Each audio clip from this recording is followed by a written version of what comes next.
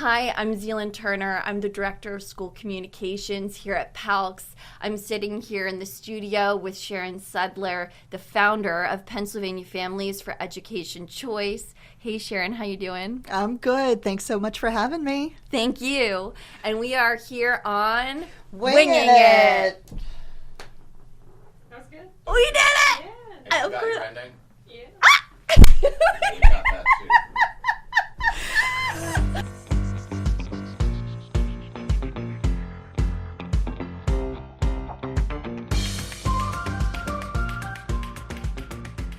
So, just talking about the school choice conversation, school choice has been a major topic in national and state conversations, but much of the discussion focuses on tuition funding for private schools and homeschool networks. And cyber charter schools, like PALCS, are offering a publicly funded, highly effective alternative that's often overlooked or just kind of, yes, you're over here on the side.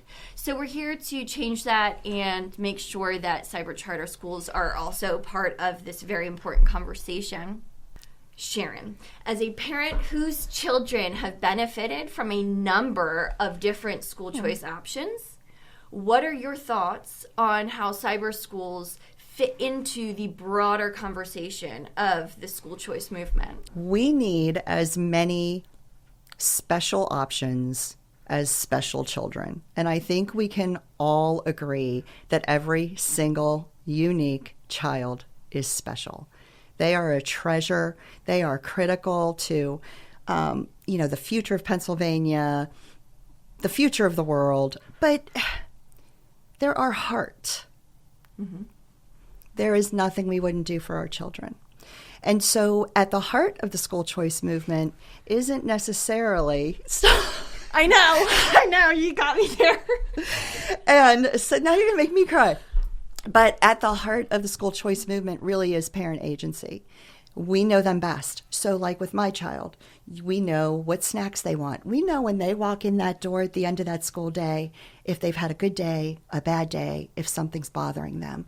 We see what they're like when they go to bed, when they get up in the morning. We see how they react to different situations. Every child is different. Every family is different. And because we are uniquely equipped to know that child so well, it is firmly within our rights to determine what education option is best for that child. We know that child is safe, taken care of, being fostered in an environment that we agree with. And that's why we need a variety of options. That's why district doesn't work for everybody. That's not to say some district programs don't do an amazing job or district schools don't do an amazing job. For those kids, it serves adequately. But no one option is ever going to serve 1.7 million children in Pennsylvania adequately. Mm-hmm. And so when you have these children and they are developing and they are growing and you need to make sure that they feel safe and secure and have all of those basic needs met so they can learn, so they can build through their lives, it's the parents who are at ground zero, and it's the parents who should be able to make that decision. And if that's district, that's great. And if that's charter, brick and mortar, or cyber, that's great. If it is due to academic needs, psychological needs, emotional needs, if it is due to athletic schedules, if it is due to homelessness, whatever the reason is, we're the ones who are best equipped to decide that. Sharon, you are the founder of Pennsylvania Families for Education Choice. Do we sometimes call that PA Families for Ed Choice? That's cute. That's easy to say. I call it PA Families. I call it PAFEC. Okay. I like that. And your organization has been a leading advocate for school choice in Pennsylvania.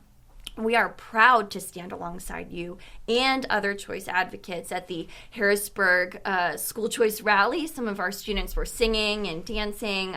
We had one student speak. From your experience, what are the biggest challenges families face when trying to access the right educational fit for their children? It's information. They do not have the information provided to them as to what the options are in accessing options for their children. Mm-hmm. So what is an amazing thing about public charter is that it's public. It's a public school, whether it's cyber or a brick and mortar charter, and it affords those opportunities. But how many families know about it? Mm-hmm.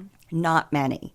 Let's say the district program is a cyber program, but your daughter or your son cannot any longer associate with that district, as happened in my personal situation.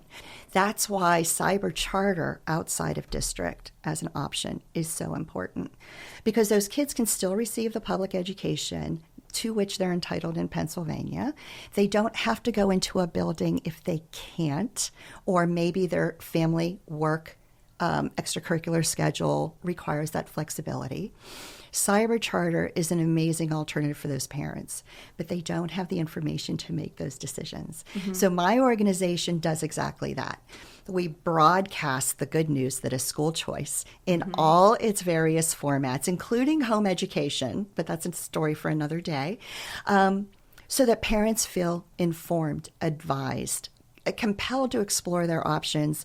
Maybe a secondary, most important part of the work that we do mm-hmm. is making sure those families feel like they have support and community, mm-hmm. and they're not weird or their kid isn't weird for looking for something different.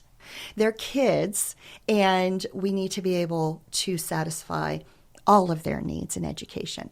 So providing parents with that needed information so they can make those appropriate decisions, so that they have the community and support they so desperately crave, so they understand that it's okay not to do what we've always done. Mm-hmm. Those are important aspects of the work that we do. I have heard in the conversation that local school district schools are not adequate or doing a good enough job, but is that even really the most necessary part of this conversation? Is it not just, does it work for you? Mm-hmm. Is your child thriving in that environment? Because aren't they all different? And do we need to really put a grade on any particular choice as long as we have a choice? Yeah, and that's a thing. Like, for some parents, it's the health and safety a right of their child. If their child is going to a school where they feel unsafe or they are unsafe, then they need to be able to have a different option. That's not related to academics. That's not related to any of the other factors. So for some it's safety. For some it is academics. And Pennsylvania Leadership Charter School has the University Scholars Program, mm-hmm. which some of my children participated in. And it's amazing for those kids who need more depth to their education, mm-hmm. who are considered to be gifted, in my opinion, right? So you have the University Scholars Program. There are other programs that have honors classes, that have college prep classes, whatever, but it meets the kids and it meets their needs where they are. It's a choice. It's a choice. And so that's what we need. It's parent agency, it's choice, and it's what suits the children. Right. So let's just bring this back into the governor's current budget proposal of cyber charter tuition rates and the funding concerns there. A major issue facing cyber charter schools right now is the governor's proposed statewide base cyber tuition rate of $8,000 per student per year, a rate that is far below what is needed to provide a high-quality, professionally developed, state standards-aligned K-12 education. Every student, no matter where they learn, deserves the same investment in their education. So I'm asking you, how can families and advocates push for fair funding to ensure that cyber charter schools remain a strong, viable school choice? When the charter law was enacted, 25 years ago at this point, charter schools were viewed as saving kids. They were necessary because the kids needed something different. So yes, times have changed, things have morphed, but now we're at a place where they're saying, oh, wait a minute. Let's go back and make sure we throw all of this money at a district system that didn't provide adequate services for the kids 25 years ago. That's why we have charters. But now let's perhaps short circuit the existing options like cyber charter that we have and force those kids back into the district. That makes no sense to me. None. So when we talk about the funding levels, right? Originally, the charter school law was written in such a way that it was what that child was, let's call it, allocated in the district, right? There's a big, long, fair funding formula based on the demographic factors, the local factors, ability to raise taxes, the needs of that community. That's what all goes into that funding formula. So a dollar amount comes out. So what happens is they take that amount at the district level.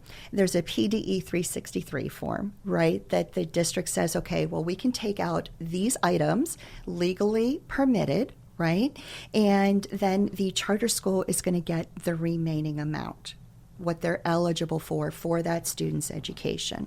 What are we talking? Maybe 80 cents to the dollar? 73. 73. Not to be exact or anything. Approximately 73 cents on the dollar. Cute. Now, it kind of makes sense because there are federal programs, transportation programs. There are some things that are specifically district-oriented that are not provided necessarily by charter schools. That being said, there are some things within charter schools, and particularly cyber charter schools, that are required that are outside of that traditional district model. Let's say the average student in Pennsylvania is just shy of $23,000, the average, right? Some areas kids are getting as much as $32,000 per child, and I forget if that's Philly or Pittsburgh. It's one or the other. The other one is $28,000 per kid. It can go as low as like $10,000, I think maybe even $9,000. For total per student funding based on that formula. That PD 363 form comes in, you get 73 cents on the dollar for the charter school. The average for that, last I heard, was approximately, I want to say $14,000, $15,000 per student. I think about 15. Right? And you're already discounting it. So now it's $15,000. So now cyber charters and charter schools are educating children at a lower rate, 73 cents on the dollar. So you have district cyber programs, specifically, since we're talking about cyber, where they say we can educate that child for $5,000. We can educate that child for $3,000. So that cost doesn't include staff. It doesn't include benefits. It doesn't include warehousing facilities that are mandated by the charter school law. It doesn't include employee space. It doesn't include family centers to pick up your equipment. And I said, well, wait a minute. That's curriculum, right? That doesn't include the computer, does it? That doesn't include internet reimbursement. Doesn't include any of that. And they go, well, Professional development, student services. They said those costs are already baked in. They're what? already baked into the district budget. Therefore, they're only considering the additional costs for the cyber program. Okay.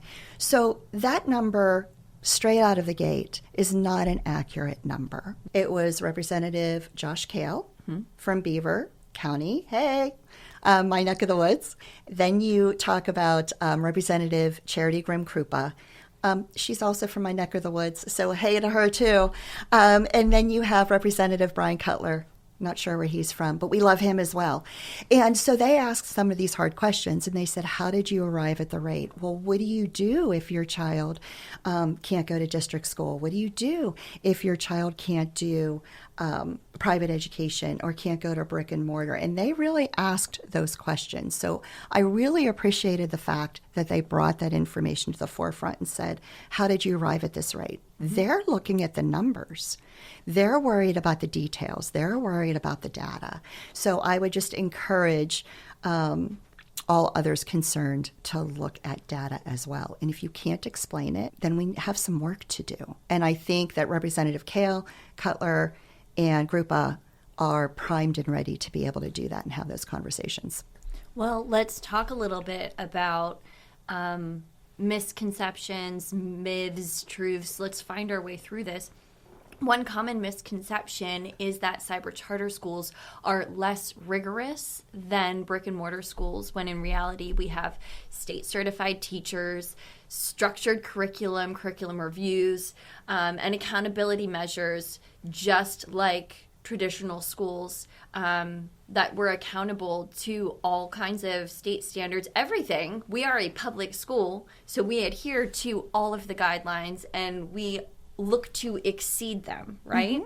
So Another misconception is that cyber schools take money away from public schools. We talked about that. 73 cents on the dollar is what cyber schools are getting. And in reality, we are a public school and part of that public school system. So just talking about a few misconceptions, but what are the biggest myths you encounter about cyber charter schools, and how can we change that narrative? So when you talk about defunding of district education, that's simply not true, because the district is still receiving funding for students they don't have, for services the students don't receive. PSSA rates are low, their proficiency rates are low. That's true. It's true. Because of the formula they use to rate the proficiency grade, right? 95% participation rate for PSSAs, right? Well, parents who choose cyber charter a lot of times are doing so because their child needs something different. And for a lot of students, they can't handle that PSSA environment, or the parents don't believe in standardized testing. They're like, no, I don't need a standardized test to tell me how my child is doing. And my child's going to be, let's say, freaked out, or my child doesn't know these other kids, or we don't want to travel, or we can't travel, or we have athletics. All the reasons why you're in cyber charter in the first place. Mm-hmm. And by law, we're allowed to exempt our children out of standardized testing.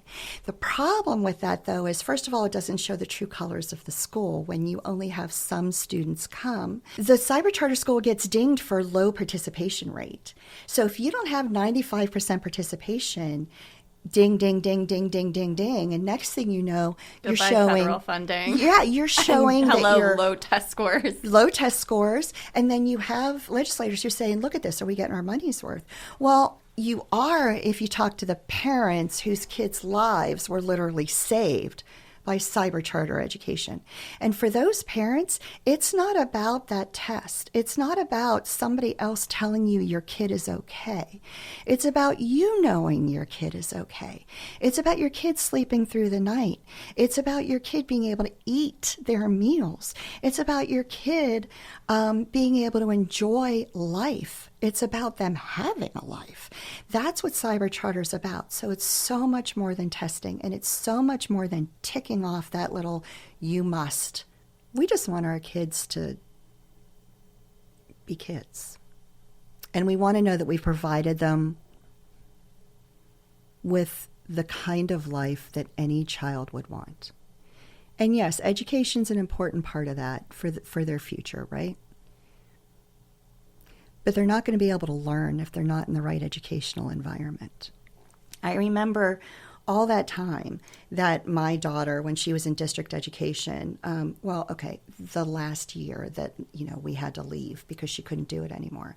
And I remember her being curled up in a ball. And I remember her sleeping with me, on me, as a 7-year-old. And I remember having to be in the position where I was like, you have to go to school, honey, because if you don't go to school, mommy's going to get in trouble. And I could just see myself in front of the judge because of truancy threats that I was receiving, because the school couldn't provide for my child in the way that she needed. I didn't care about her grades. I cared that she could function. I cared that she could be a child. I cared that she felt secure. And so that's why school choice is so important. If they don't have a positive relationship with education in general, where is that going to put them? Where are they going to go? They're going to veer off and they're going to avoid it, right? So I started taking my 1-year-old who has 4 teeth to the dentist because I wanted to start bringing her to have a positive experience so that, hey, she would continue to go to the dentist and get her teeth checked and avoid, too many problems and just create a positive experience from the jump. And with education, is that not that, but like exponentially so, because we need to learn and grow through our entire lives. Mm-hmm. Mm-hmm. So I think what you have done and continue to do for your own children and for all the many children of Pennsylvania is let's continue to make sure that you have choices when you look at your educational options so that you can have a positive relationship with education, with learning, with growing, and thrive. So if you have a child who, let's say they have a reading difficulty, right? And because of that reading difficulty, so that's point 3, then they're bullied. Then there's emotional situations, right? So let's stack that potential up, one against the other. By the time you're done, that child could have, because of those negative experiences related to their previous education environment, they're coming into cyber charter or charter or whatever other school option, potentially at, I don't know, a grade, 2 grades behind. And a lot of parents that bring their kids into cyber charter do so because they have been failed in some way by their previous education option. It's not like we're going right into education like, kindergarten, first grade, although some do. Good for you. That's great. You're making that choice straight out of the gate. But a lot of us are forced into it. And our kids are forced into it, and they are coming into it with issues, special education, reading, anxiety. They need a 504 that the district wouldn't give them, that PALCS was willing to do so because they recognized that I knew my child best and that she needed special allowances. And that's the other thing about the cyber charter program specifically here and others that I've experienced. The counseling staff is really engaged. The administration is really engaged because everything is cyber. We have an ability to shoot off an email and get a response fairly quickly. Maybe the parent is expecting too much of the system. But if they're expecting too much of the system, how come the cyber charters are so more capable and willing to address needs in special education for these students, 504 plans, anxiety, all of that? That speaks to the fact that the district system can't provide for every child. Every child is unique, special, and different. So we need an option to suit the child and not put that child in that box that is district education. For those kids who are in district education, they're taking from them to give to them. Well, how about we just give everybody what they should be getting? How about we evaluate what they all need and fund them as appropriate? And how about we give every parent the same right to pursue what they know is in the best interest of their child? Pennsylvania Families for Education Choice routinely has virtual events. We're actually expanding them. We added a podcast. We have live Zooms. We have a one-on-one parent help every Monday, live open meeting. I found out how teachers use a waiting room and have like special help tutoring and stuff because I had to. I'm like, oh my gosh, I feel like the cyber teacher is like, I know how to do this now. But we have an open room that parents can just walk in and get help anytime they need it. So we're doing that, and that's virtual. So you can access it at any time. But we also have events in Harrisburg. So people who feel strongly about any issue, whether it's cyber charter, education, potholes in your street, zoning regulations, whatever the case may be, but you have to talk to your legislators and you have to talk to them within your district. You as a constituent vote for them. Right? So if you feel strongly about something, and that's positive or negative, we got to tell them what they're doing right too, right? Then you have to go to them and say, hey, I really agree with this, or I don't agree with that. And you have to have those conversations with them so they know what you want. They put pants on one leg at a time, just like us. And I would challenge any of them that don't. To very modestly demonstrate that. I don't know. I've got 20 minutes in the morning. I'm trying to get faster, so. I know, right? It's like you put them on at the same time, you kick your feet. Yeah. Absolutely. But they are human beings just like us. They are grandparents, they are parents, they are community members. They care about kids too. They just have a different way sometimes of looking at it. So reaching out to your district educator, there's a tool on our website, Google PA Find Your Legislator. It comes up, you put in your address, boom, it tells you exactly who's in your area, statewide and federal. Meet with your district legislators. But that's really easy for some people to say, oh, okay, good, there's no cameras. There's nothing they have to say. There's nothing they have to necessarily do. You have to follow up with them, and that's great. There's a lot of legislators who are on our side. So thank you, legislators who are protecting parent agency and children's rights in education. We love you, and we're watching you, and we're supporting you. You also have to make a stink. You do. You have to be loud. And I don't know if anybody notices about me or not, but I am the perfect person to do it. So I take a bunch of parents to Harrisburg, and we go on the Capitol steps, and we go through the hallways, and we ask to speak with legislators, and we hand them a flyer, and we have, National School Choice Week school fairs, and we have rallies. And by the way, May 6th, we're having a rally on the Harrisburg steps. 1,000 kids. We're bringing them to the Capitol, so mark your calendars for that.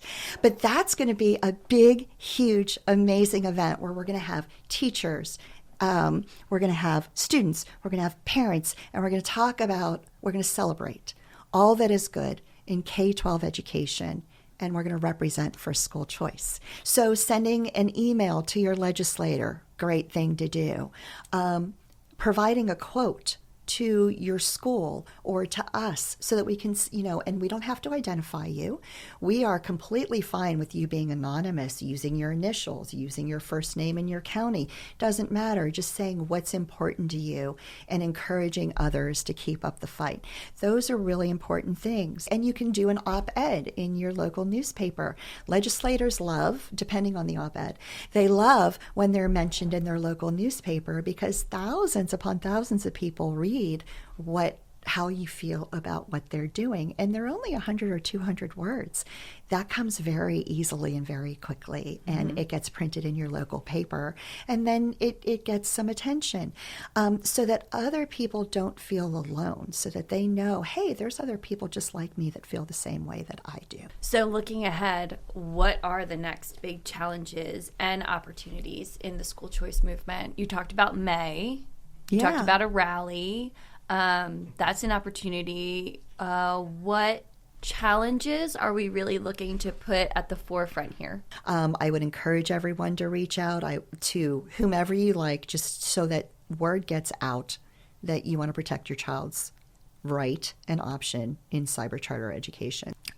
We need to talk about, Lifeline scholarships in Pennsylvania. That would be an appropriated amount outside of the basic education fund, so it wouldn't touch district funding, where students would receive $5,000 in K through 8, $10,000 if they qualify. There are income limits. $10,000 for high school, $15,000 if you're special education in special education programs. So Lifeline scholarships is something people are trying to bring through to help those kids in those districts that when I say districts, I'm talking about zip code boundaries that really need it. Education savings accounts, education freedom accounts, opportunity accounts, that's what you hear about a lot for Florida and Arizona and a lot of other states. A lot of times they start as small and targeted, whether it be income or special education related, and then over the course of a decade or two, they broaden and expand and become more universal. There are universal ESAs that came into fruition. West Virginia passed a universal ESA a couple of years ago. It did not destroy their district education system. And as a matter of fact, they're increasing its capabilities because they saw that it wasn't a threat. So they were able to do that. So ESAs is an important thing. There's also a federal Educational Choice for Children Act that's being discussed and for which I testified at the Ways and Means committee a couple of years ago. Yeah, I testified before Congress. It was amazing. And Mike Kelly from I think he's Butler, legislator, he was there. He let me speak first because I'm from his neck of the woods. So he was Go Steelers all the way. So it was really great to be there for that. But there are positive actions being undertaken from a federal perspective because honestly, if states aren't going to get in line to provide these kids with choice, then perhaps a federal program is something that could help in the meantime until we get our act together here in Pennsylvania. So there's a lot of really exciting things on the horizon that we can look forward to as a state in terms of school choice.